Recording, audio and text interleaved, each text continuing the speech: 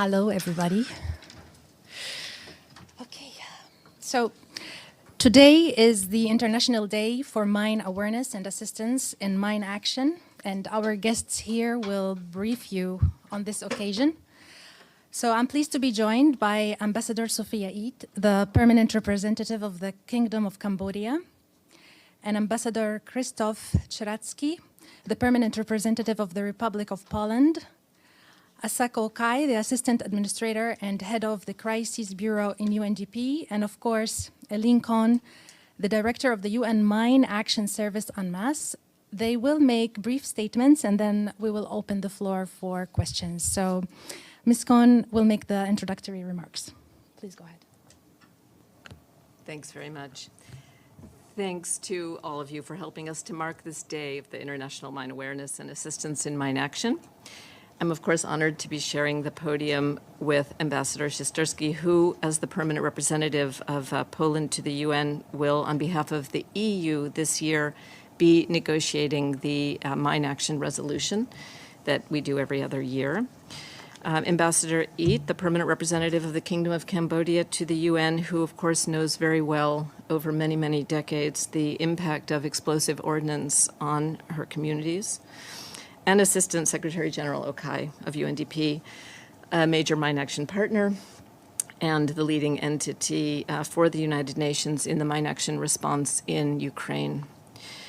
I've just returned from a trip last week to Burkina Faso and to Mali, where the threat of improvised explosive devices remains extremely high and obviously obstructs the MINUSMA mission's ability to support the extension of state authority, the mobility and livelihoods of civilians severely impacted, and of course the safety and security of peacekeepers and humanitarians seeking access to vulnerable populations. Explosive ordnance incidents in Mali, including improvised explosive device attacks, have killed 16 peacekeepers and injured 72 in 2022, constituting half of all peacekeeper deaths and nearly half of all injuries from hostile acts. In Syria, where I was in February when the earthquake happened, I went to rural Damascus and saw the work that we're doing to clear an area that was absolutely devastated in the fighting.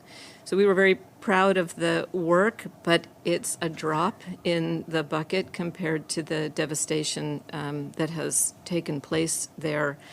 And yet you see Syrians coming back to the cleared areas and growing vegetables where possible. The earthquake happened the week that I was there, and immediately we were able to send some teams up to that area just to see what the issue would be around rubble removal. Often when there's rubble to be removed and there's ordnance in the rubble, it can be very dangerous. I was told that, and I see in many reports, that an estimated half of the population in Syria lives in contaminated areas, and some 28% of the population are living with a disability. I find that really staggering. In December, I was in Yemen, and I was driving in a convoy. The car in front of me hit an anti-tank mine. So riding in the vehicle was General Biri, the head of UNMAS, the special political mission there. So it was the first time I was that close to an actual incident. And we were very fortunate that the device didn't fully explode. And although the car was destroyed, General Biri and the driver and his protection were safe. But it really brought home, as it needs to happen really for everybody, what it's like to live for the people in Yemen, to live with that threat every single day. I mean, having worked in this field for many, many years, I don't think anything really could have brought it home to me quite like that the people in Yemen are waking up every day and heading out to live their lives at risk of every step they take. So our annual report that's available to you now, that we always launch on April 4th, recounts the work that we're doing in all of these places I've mentioned and many others. We're present in some 20 locations. And just in closing, let me say that as we celebrate this day, And while we do want to bring attention to the dramatic impact that explosive ordnance has on communities and national authorities trying to address the problem, I want to really thank the people who do the work. I think it's important to recognize how dangerous the work is, how committed the sector is to the work they do. And I want to thank the member states that support them, the donors that support them, and the people that are out there actually doing the work. And I hope that you'll join us to continue the celebration at the symposium that'll take place in Conference Room 4 in the GA building at 3 p.m. and at the reception that will follow. Thank you. Ambassador Eat. Thank you. Do I have to press anything? Okay. Excellencies, members of the media, I wish to thank Ms. Cohn for the introduction. And this is my first time facing you all as the media, so be kind to me if there is any question later on.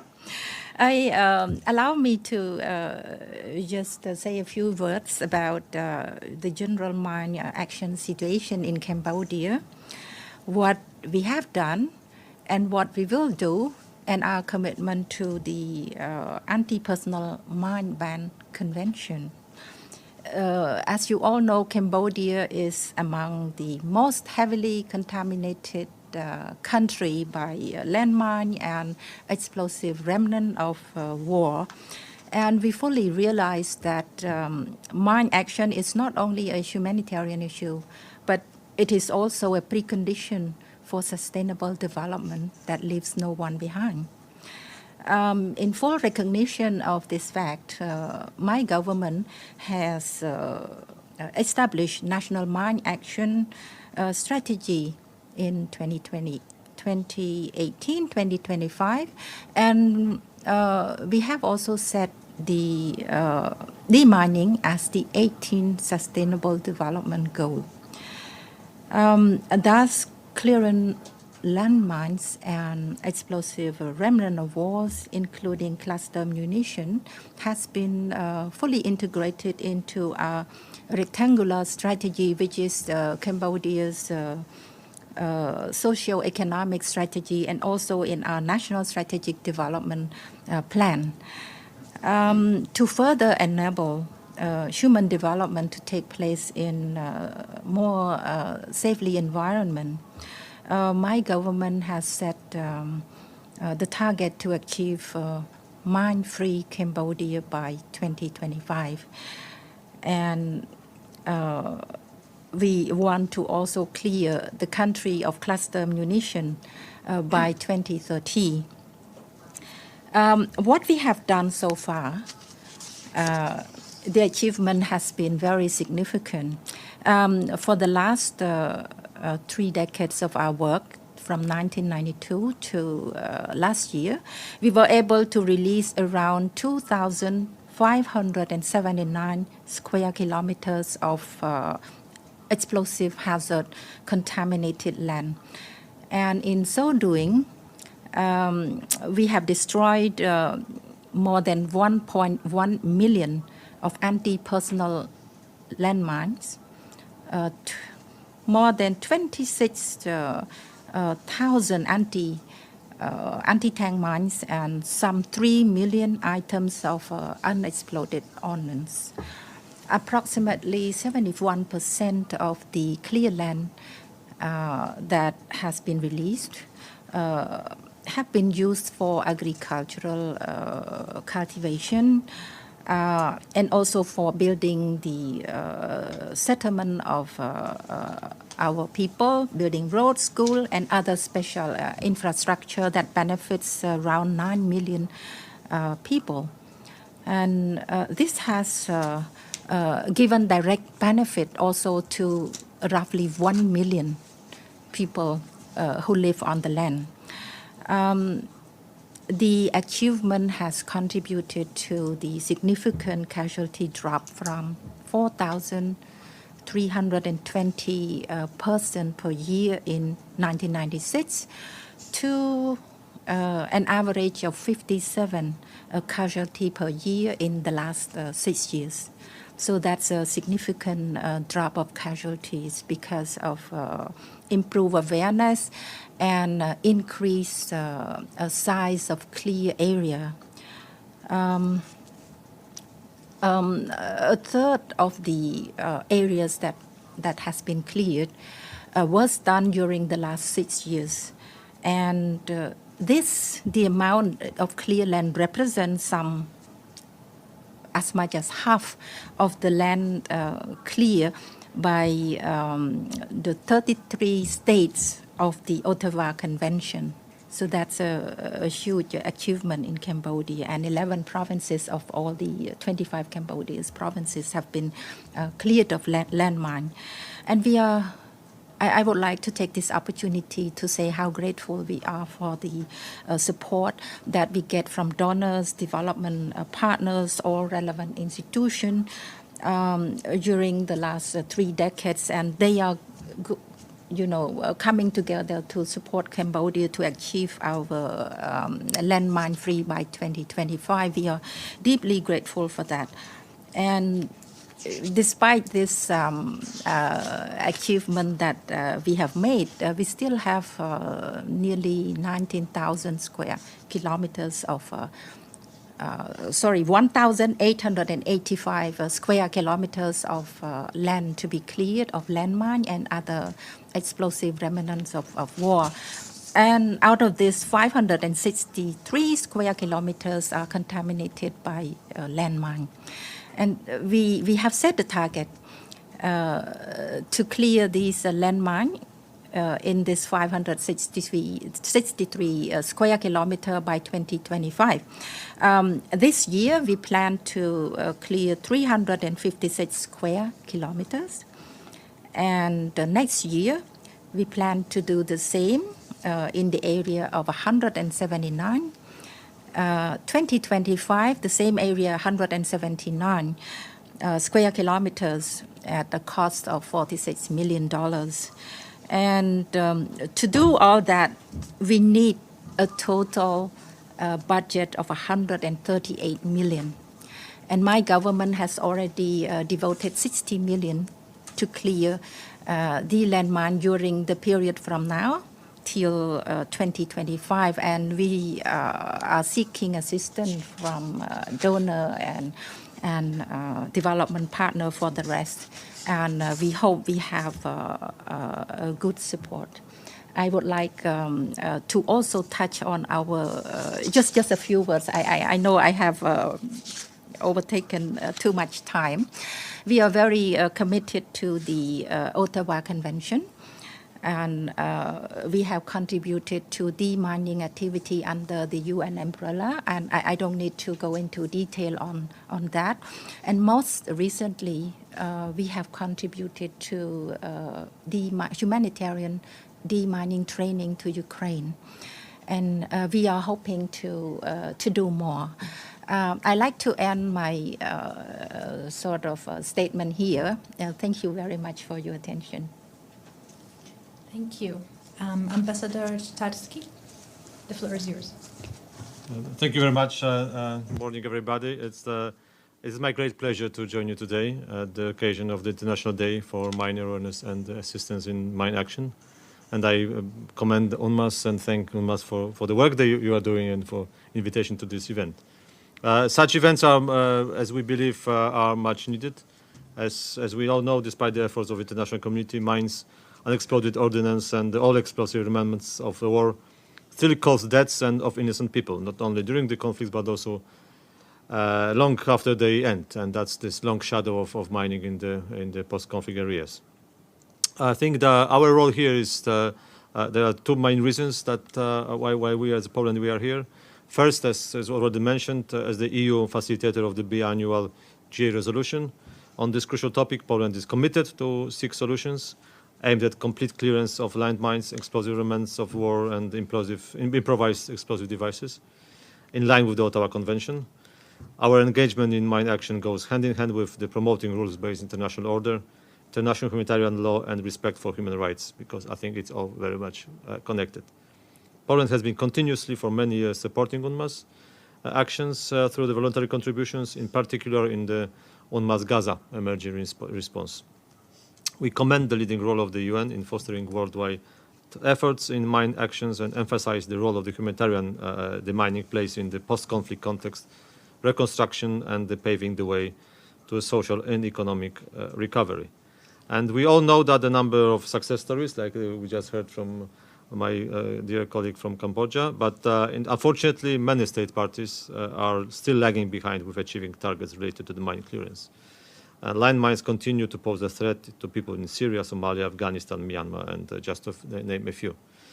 And the second, of course, the reason I'm taking the floor here today is that recently we can see clearly in the very vicinity of Poland and the European Union how conflicts can destabilize countries and the whole regions and make the impossible the highly dangerous task of demining and clearance. In Ukraine, the Russians are using landmines indiscriminately, targeting civilians, civilian infrastructure, transportation routes, and denying access to people's homes and agricultural land.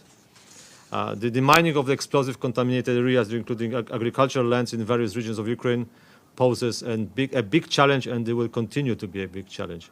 According to the Ukrainian authorities, almost 200,000 square kilometers are contaminated. Ukraine is one of the most contaminated mines regions in the world today. The mines left behind by the Russians are the threat to civilians, including children. It is also a danger for humanitarian actors to provide aid in a secure way. And we are witnessing every day this threat to the humanitarian actors as well. In this context, we would like to welcome prompt establishment of the dedicated UNMAS program for Ukraine, adjusted in scale to enormous and constantly growing need of demining.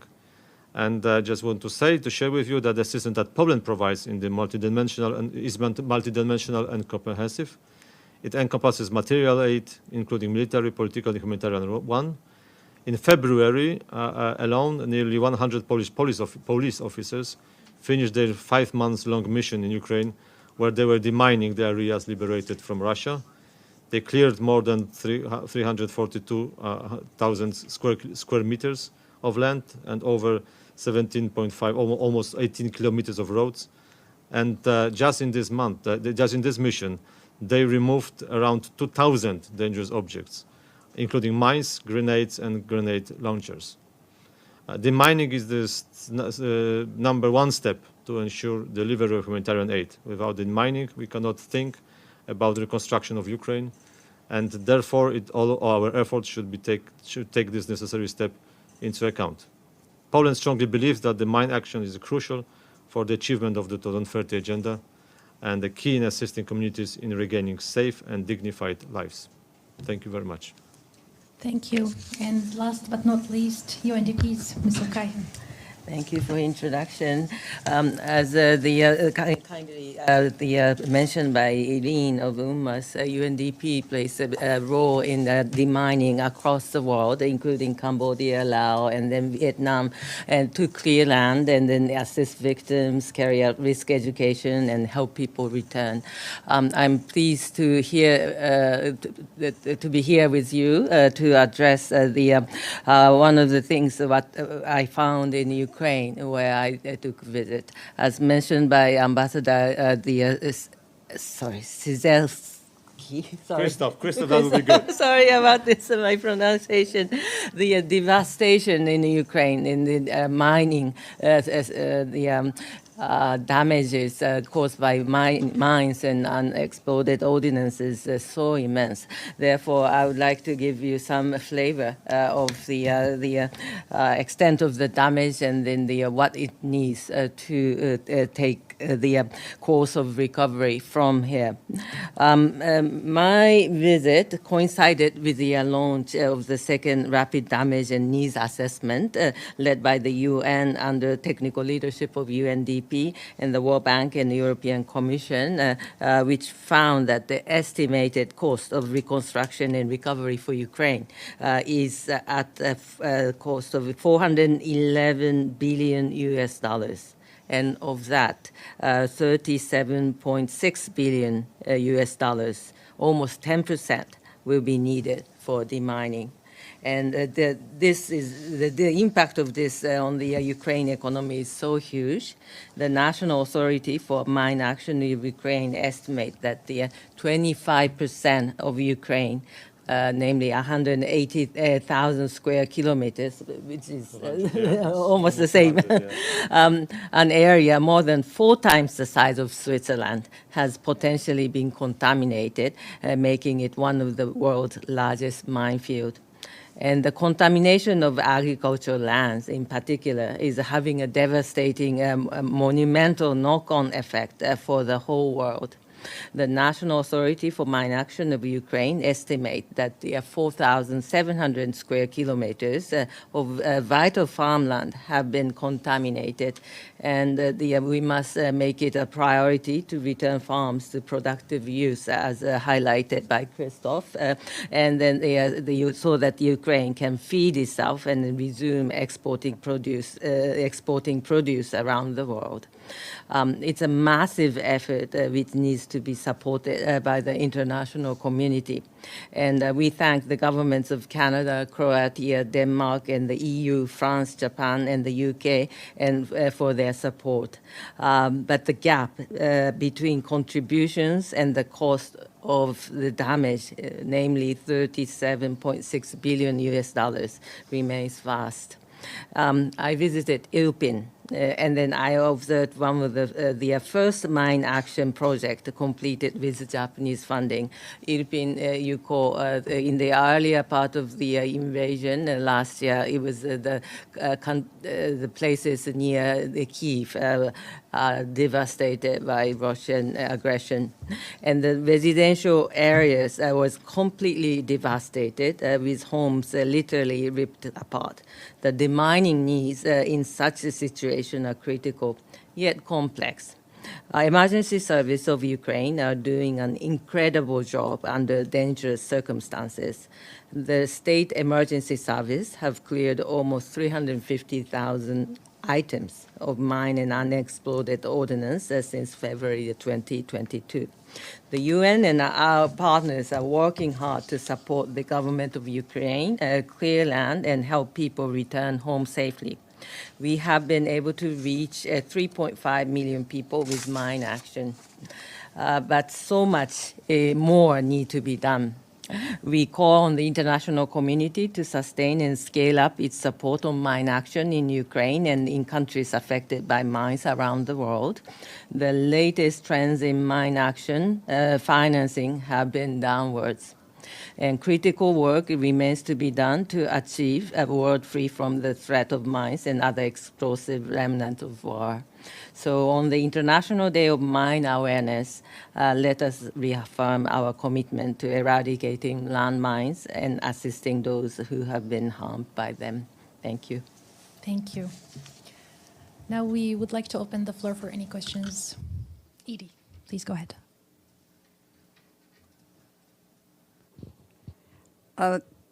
My name is Edith Lederer from the Associated Press.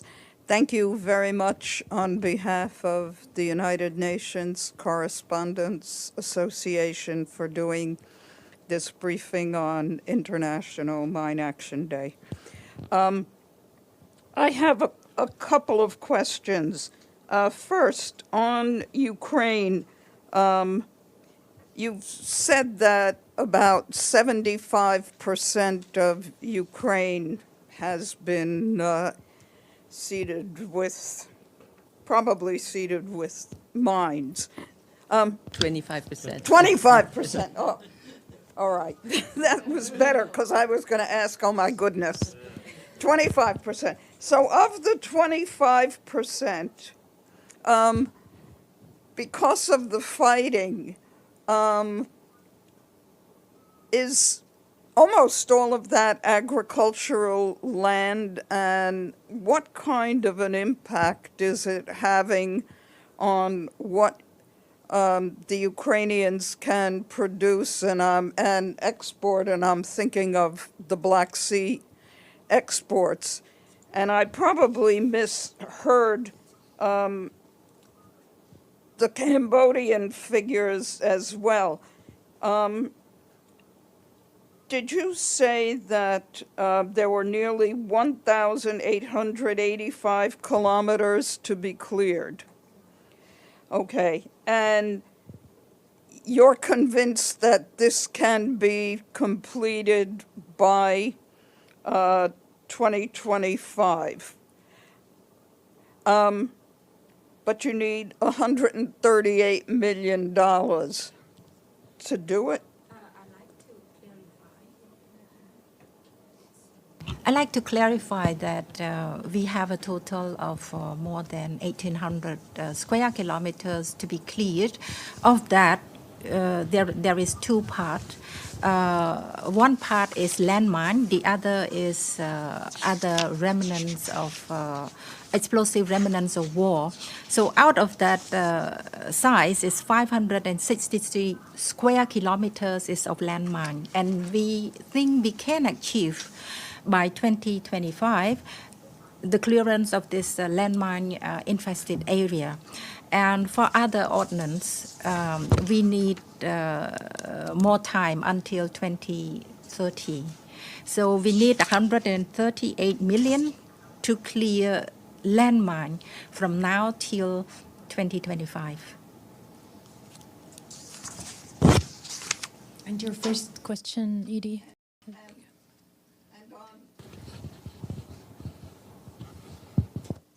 Ukraine.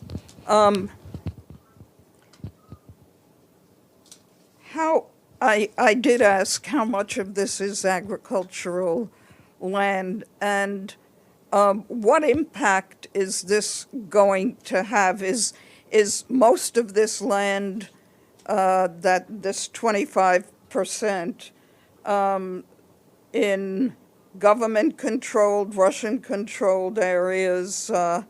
What are the chances of starting mine clearing right now? Thank you very much for the question. At this moment, the National Authority for Mine Action of Ukraine estimate that the 4,700 square kilometers of vital farmland have been contaminated. And I quoted the overall figure of 180,000 square kilometers as a Ukraine as a whole. So compared to 180,000 square kilometers, 4,700 square kilometers may sound small, but it's a vital farmland that stretches around the southern part of Ukraine. At this moment, we cannot estimate the impact of the agricultural product at this moment. We don't have that figure at this moment, but we are worried that it will impact the Ukraine's ability to produce the farm products. So that's where we need to concentrate on our efforts. But as you can imagine, the mine farmland is very complex, and it requires scalable, the machinery, and so forth. So we are trying to find a way to do it efficiently. Thank you. If I just may add to that, not just from the mines, but generally, the impact of this war on agricultural production of Ukraine is already significant. No, it's just not the mines, because that has to be probably assessed. But generally, from the Ukrainian Ministry of Agriculture, the drop of agriculture production in Ukraine in 2022 was 40%. 40% in the grain production for it, and you have the area that was actually able to be harvested and to be used for the agriculture production would drop by 7 million hectares in 2023 again. So it's that means this war is really impacting the not only the war zones, but it's generally very heavily impacting the whole production, both industrial and agricultural production of Ukraine. And surely the mines is just one of the part of this significant impact of this war on the Ukrainian economy. Thank you. Okay, James and then Ibtisam.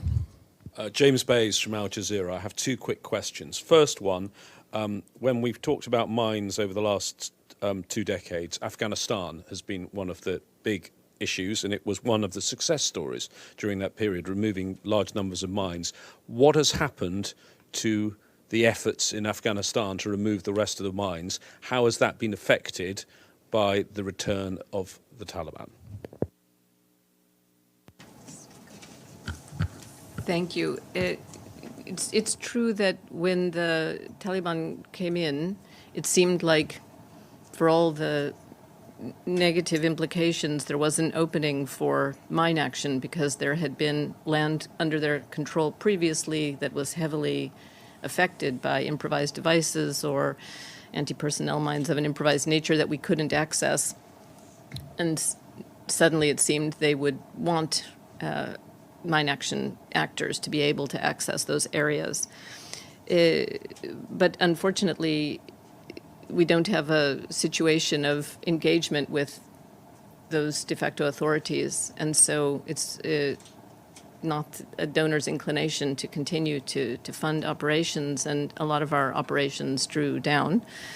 And what we did want to do, and are trying to do, is preserve the organic Afghan capacity to manage information and prioritize tasking and record what gets done and ensure the quality of what gets done, quality assurance. And that was a system that had been built over many, many years and had been run as an Afghan national authority. We didn't want to lose that capacity, and so we've set up a sort of liaison office, we call it, that employs those same people in parallel to the de facto authorities' overarching management. But we are utterly parallel to that structure as a kind of holding pattern. But right now that's in jeopardy because the de facto authorities have asked us to revert to the previous situation in which donor funding would be provided directly to them, and that's not what the donors are inclined to do.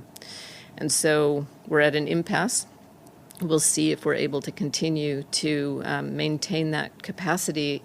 And today I've heard that there's some indication that the authorities, the de facto authorities, may prohibit the employment of female Afghan staff, including with the international organizations, which had, I think, previously been exempted, and that would be quite devastating overall. And we rely on female Afghan staff, and we would find that quite a major concern.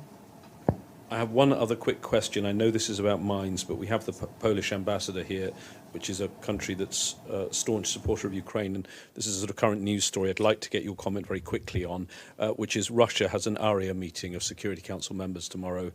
We're hearing they're planning to invite to brief Maria Lvova-Belova, who is the person who was given the arrest warrant at the same time as Vladimir Putin. Do you think it's appropriate that someone who has an arrest warrant from the International Criminal Court should be briefing members of the Security Council, Ambassador? Short answer, no. It is not appropriate. We have to treat seriously the ICC's arrest warrants. So it's surely not the person to describe the atrocities and horrors of the children being kidnapped and brought by force to Russia. Ibtisam. Thank you. My name is Ibtisam Azem from Al Arabi Al Jadid newspaper. I have a few questions. First, in regard of the Arab region and Arab countries, you mentioned or you talked about Syria and Yemen. Are there other examples, and I assume Iraq or probably Gaza and in general the occupied Palestinian territories, and maybe Libya, that you can tell us which challenges are you facing there? And the second question is, for me, it's not clear, specifically in general, in areas where you still have ongoing conflicts, how you can do your work, and how is it possible, like, aren't you afraid, like, you clean an area and then it will be again continue? I mean, what's what's the logic behind cleaning an area when it's already probably going to be tomorrow contaminated, unfortunately, again? And a general question regarding financing. Could you tell us more about challenges you are facing in financing? And what about countries who are parties to conflicts, who are responsible for putting these mines in place or unexplosive ordiners? Is there a way to force them to pay for and clean up the mess they are causing? Thank you. Ms. Cohn. Thank you. Well, you're right. There are certainly other countries and territories that we work in. Iraq, for one, where we're focused on building national capacity, both NGO capacity and supporting the national mine action authorities.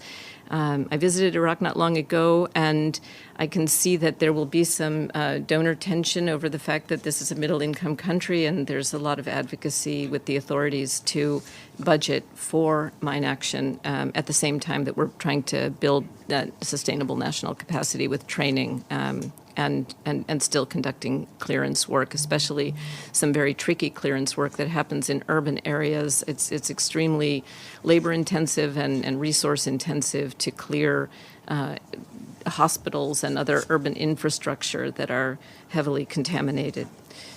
In Palestine, we're working both in the West Bank and in Gaza. In Gaza, we're finishing work to clear a series of deep buried bombs that occurred in the last violence, and we're very much hoping that when that's done, we can focus on just preparedness, that the population is prepared for any future contamination, and that we can simply stay in place in a preparedness mode in case.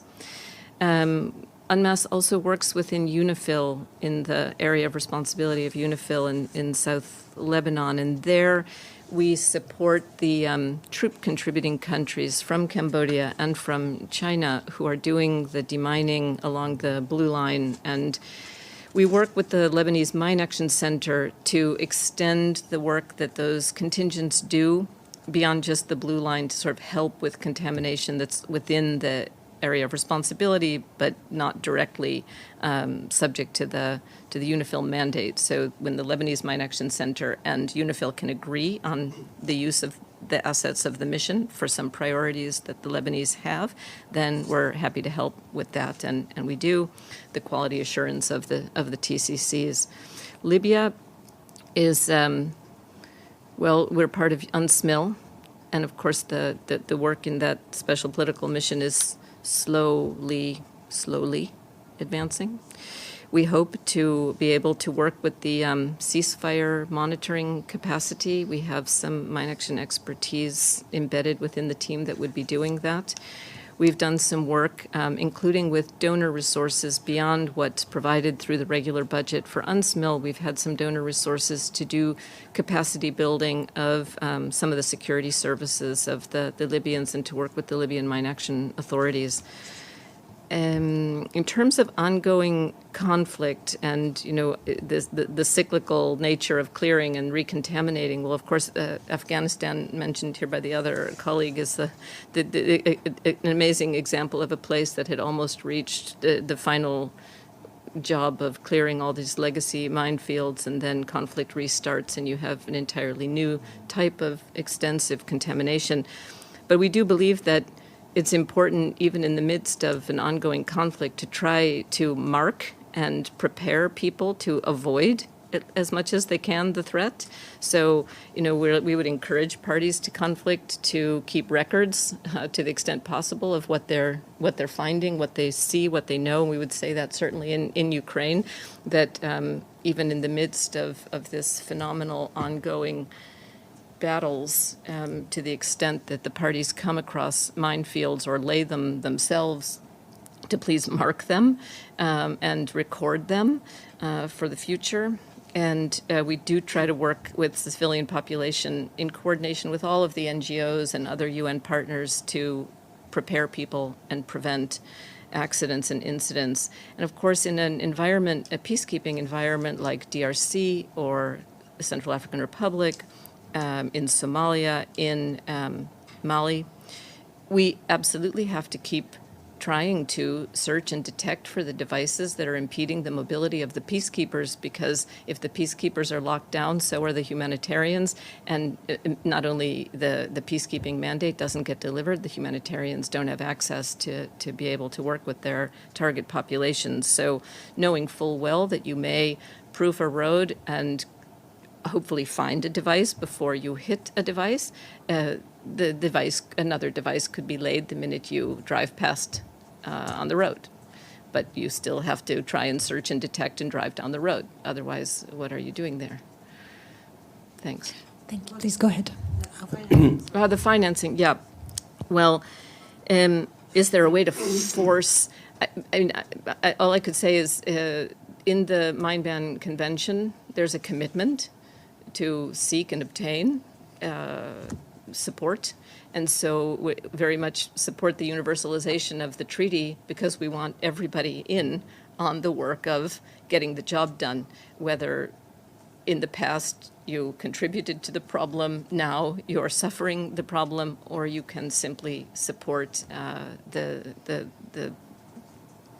remedy. We'd like to have everybody in on that.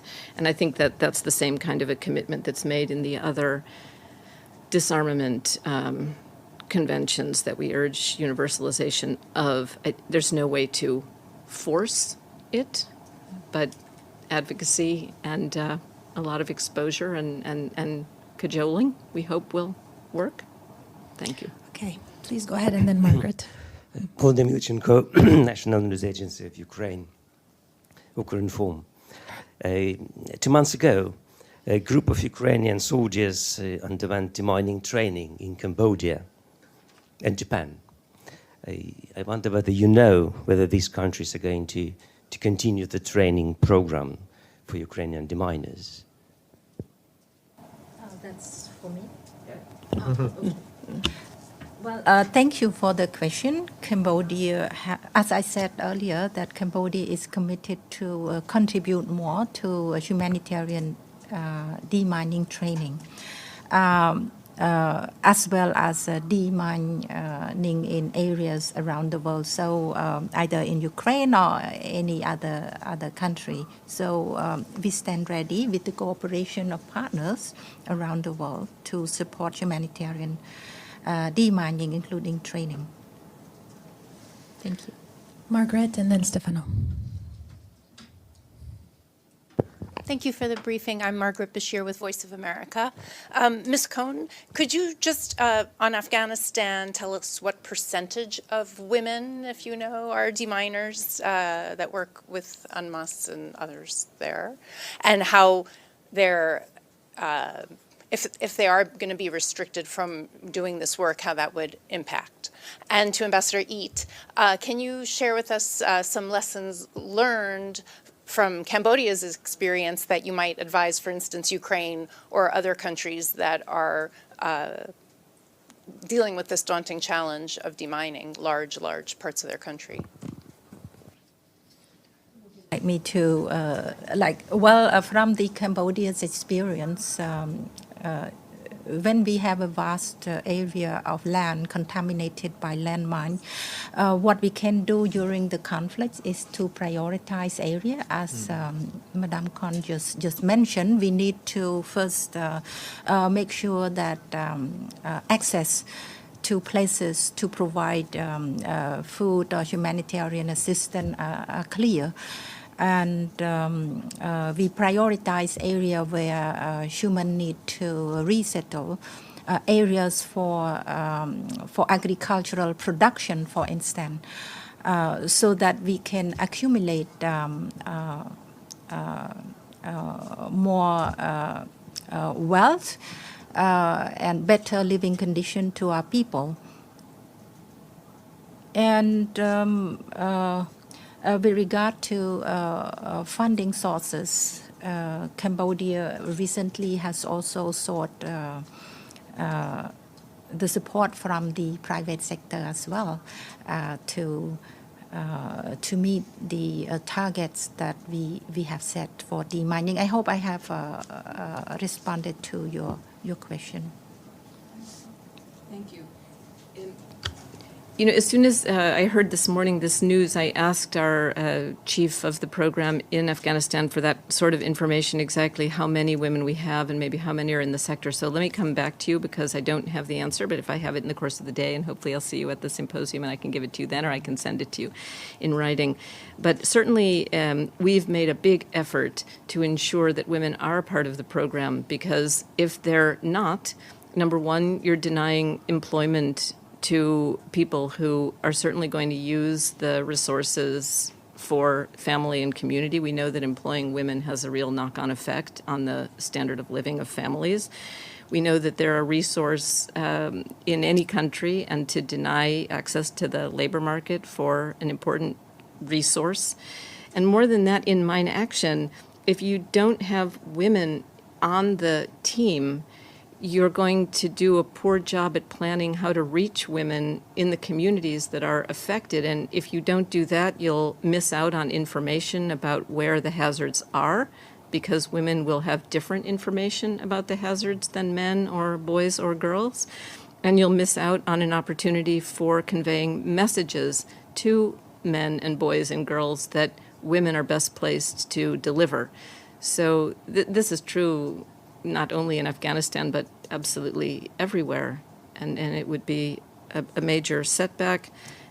And I think it would send absolutely the wrong message, and it would diminish our program's efficacy. Thank Stefano. On women's contribution to demining, I like to just inform you that 20% of our deminer are women. Thank you. Thank you. Stefano. Stefano Vaccaro, Voce di New York. I would like to know more about how binding is this treaty that was signed 26 years ago for the country that signed it, but before they signed it, they were producing mines. They made a lot of money, they sold it, and so they were not directly involved in conflicts, but the mines, they are, let's say in Cambodia and Vietnam, you know, everywhere in the world, I mean, many parts of the world, they're still there.